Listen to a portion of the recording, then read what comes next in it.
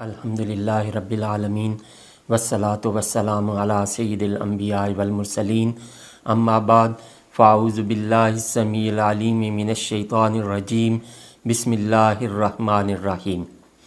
السلام علیکم ورحمۃ اللہ وبرکاتہ۔ آج کے ہماری گفتگو کا موضوع رمضان المبارک، دعاؤں کی کثرت کا مہینہ۔ قرآن مجید میں اللہ سبحانہ و تعالی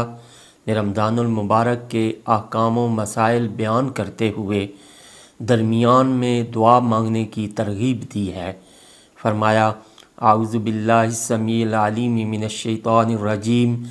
وَإِذَا سَأَلَكَ عِبَادِي عَنِّي فَإِنِّي قَرِيبٌ أُجِيبُ دَعْوَةَ الدَّاعِ إِذَا دَعَانِ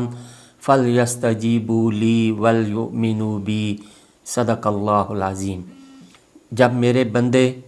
آپ سے میرے متعلق پوچھیں تو انہیں بتا دیجئے کہ میں قریب ہوں،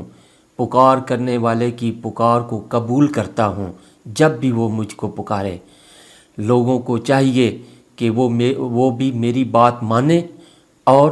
مجھ پر ایمان لائیں۔ اس کے بارے میں حضور ضیاء الامت حضرت جسٹس پیر محمد کرم شاہ الازہری رحمۃ اللہ علیہ فرماتے ہیں کہ کس قدر پیاری آیت ہے کہ ہجوم بلا میں، طوفان مصائب میں، گرداب ہلاکت میں گھیرے ہوئے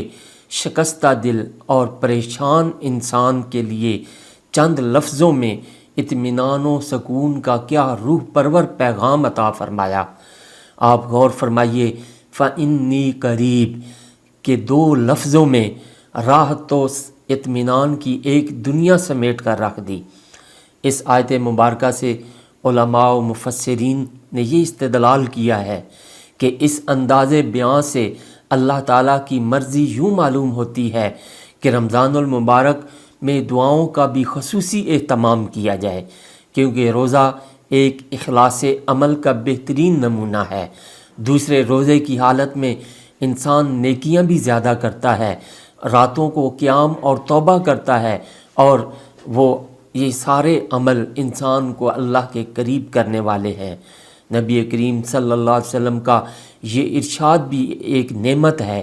آپ صلی اللہ علیہ وسلم نے فرمایا کہ رمضان المبارک کے ہر دن اور ہر رات میں ہر مسلمان کے لیے ایک ایسی دعا ہے جسے قبولیت سے نوازا جاتا ہے۔ اس لیے اس مہینے میں اللہ تعالیٰ سے خوب دعائیں کرنی چاہیے، خصوصاً افطاری اور رات کے پچھلے پہر میں، کہ جب اللہ تعالیٰ خود آسمان دنیا پر نزول فرماتا ہے اور لوگوں سے کہتا ہے کہ مجھ سے مانگو، میں تمہاری دعاؤں کو قبول کروں گا۔ سیدی ضیاء الامت حضرت جسٹس پیر محمد کرم شاہ الازہری رحمۃ اللہ تعالیٰ علیہ فرماتے ہیں کہ ممکن ہے کسی کو یہ شک گزرے کہ میں سالہ سال سے دعائیں کر رہا ہوں، دعائیں کرتے ہوئے گزر گئے ہیں، لیکن میری دعا کو شرف قبولیت نہیں بخشا جاتا۔ تو اس کی بڑی وجہ نبی کریم صلی اللہ علیہ وسلم نے ایک شخص کا ذکر کرتے ہوئے ارشاد فرمایا کہ ایک انسان دور دراز کا سفر کرتا ہے، اور وہ اللہ کی بارگاہ سے دعا مانگتا ہے، اس کے بال پراگندہ ہیں، اس کا جسم گرد آلود ہے، لیکن اس کا کھانا، اس کا پینا، اس کا لباس حرام کی کمائی کا ہے، اور اس کے جو پیٹ میں غذا ہے وہ بھی حرام کی ہے۔ تو آپ خود اندازہ لگائیں کہ ایسے حرام خور کی دعا کیسے قبول ہوگی۔ اس لیے دعا کی قبولیت کے لیے رزق حلال کا ہونا بھی ضروری ہے۔ اسی لیے ترمذی شریف میں سرکار دو عالم صلی اللہ علیہ وسلم کی حدیث طیبہ ہے، اللہ سے اس طرح دعا کرو کہ تمہیں اپنی دعا کی قبولیت کا یقین ہو کہ یہ دعا ضرور قبول کی جائے گی، اور یہ بھی جان لو کہ اللہ تعالیٰ غافل اور بے پرواہ دل سے کی ہوئی دعا کو قبول نہیں فرماتا۔ بخاری شریف میں ہے، بندے کی دعا ہمیشہ قبول ہوتی ہے جب تک وہ گناہ اور قطع رحمی کی دعا نہیں کرتا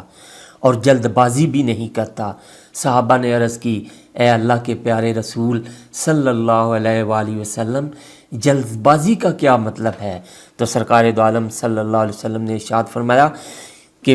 وہ کہتا ہے کہ میں نے دعا کی، بار بار دعا کی، لیکن ایسا نظر آتا ہے کہ میری دعا قبول نہیں ہوئی، چنانچہ اس کے نتیجے میں وہ سستی اور غفلت کا شکار ہو جاتا ہے اور دعا کرنا چھوڑ دیتا ہے۔ تو دعا کی شرائط میں سے یہ بھی ہے کہ اس میں استقامت اختیار کی جائے اور صبر کیا جائے۔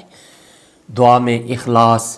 حاضر قلبی، اللہ تعالیٰ کے سامنے عجز و انکساری اور سچے دل کے ساتھ التجائیں کی جائیں۔ سورہ المومن میں اللہ تعالیٰ نے ارشاد فرمایا، فَاعْبُدُوا اللَّهَ مُخْلِصِينَ لَهُ الدِّينَ وَلَوْ كَرِهَ الْكَافِرُونَ۔ تو عبادت کرو اللہ کی خالص کرتے ہوئے اس کے لیے دین کو، اگرچہ کفار ناپسند کریں۔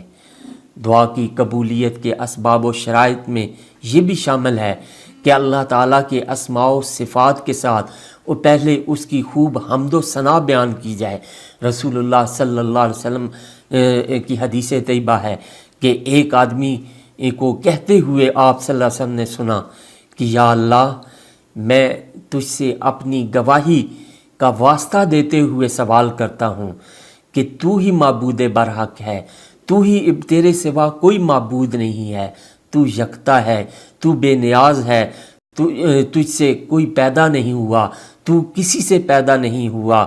تیرا کوئی ہمسر نہیں۔ تو آپ صلی اللہ علیہ وسلم نے فرمایا کہ تو نے اللہ کے اس نام سے دعا کی ہے کہ جس نام سے اگر دعا کی جائے تو اللہ کریم ضرور قبول فرماتا ہے۔ اس کے بعد دعا کی قبولیت کے لیے ضروری ہے کہ نبی کریم رؤوف الرحیم صلی اللہ علیہ وسلم پر درود و سلام پیش کیا جائے، کیونکہ جب تک دعا کے جو ہے وہ دعا سے پہلے یا آخر میں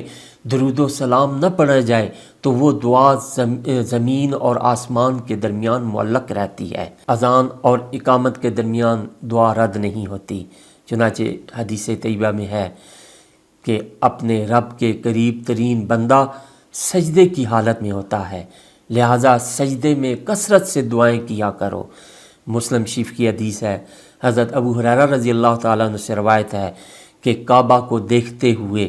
بارش کے نازل ہوتے وقت، مشکل وقت میں، اور قرآن کے ختم کے بعد اور صدقہ و خیرات کرنے کے بعد جو دعا کی جائے وہ دعا بھی اللہ کریم قبول فرماتا ہے۔ ایسے شخص کی سعادت مندی اور کامیابی کے کیا کہنے کہ جس کا دل اللہ تعالیٰ کی جانب متوجہ ہو جائے، اسی سے دعائیں مانگتا ہے اور امید رکھتا ہے اور توکل و بھروسہ رکھتا ہے اور مدد مانگتا ہے، وہی رب اس کے لیے وسیلے، ذریعے اور اسباب پیدا کرتا ہے۔ ان آداب و شرائط کو ملحوظ رکھتے ہوئے اگر دعا کی جائے تو وہ یقیناً قبول ہوتی ہے، کیونکہ یہ دعا عبادت ہے اور اس کا بدلہ یا تو رب کریم وہی چیز عطا فرما کر کرتا ہے یا اس سے بہتر چیز عطا فرماتا ہے، یا قیامت کے دن اس کے لیے اس دعا کا ذخیرہ کر دیا جاتا ہے۔ اس لیے اس کی ذات سے کبھی مایوس نہیں ہونا چاہیے اور شیطان کے ہتھ کنڈوں میں نہیں آنا چاہیے۔ مسند احمد کی حدیث اس بات کی تصدیق کرتی ہے کہ سرکار دو عالم صلی اللہ علیہ وسلم نے ارشاد فرمایا، جو مسلمان دعا کرتا ہے،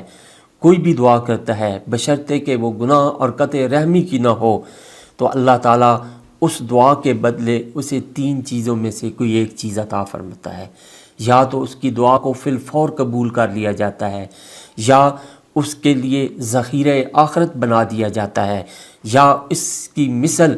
اس کو برائی اور تکلیف اور نقصان جو پہنچنے والا ہے اس کو دور کر دیا جاتا ہے۔ جب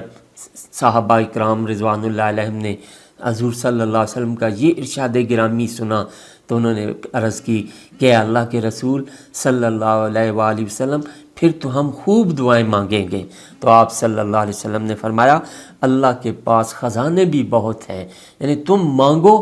تمہارے مانگنے میں کمی ہے، اس کے عطا کرنے میں کوئی کمی نہیں ہے۔ اللہ کریم ہمیں ایسا دل عطا فرمائے جو اس کی بارگاہ میں کی طرف متوجہ رہے، اس کے سامنے عاجز و انکساری جو ہے وہ کرنے کی توفیق عطا فرمائے، اور اللہ کریم ہماری دعاؤں اور التجاؤں کو اپنی بارگاہ میں شرف قبولیت عطا فرمائے، اور اس رمضان شریف کے صدقے ہمیں ایسی دعائیں کرنے کی توفیق عطا فرمائے جن سے ہماری یہ دنیا بھی سنورے اور ہماری آخرت بھی سنور جائے۔ وآخر دعوانا ان الحمد للہ رب العالمین۔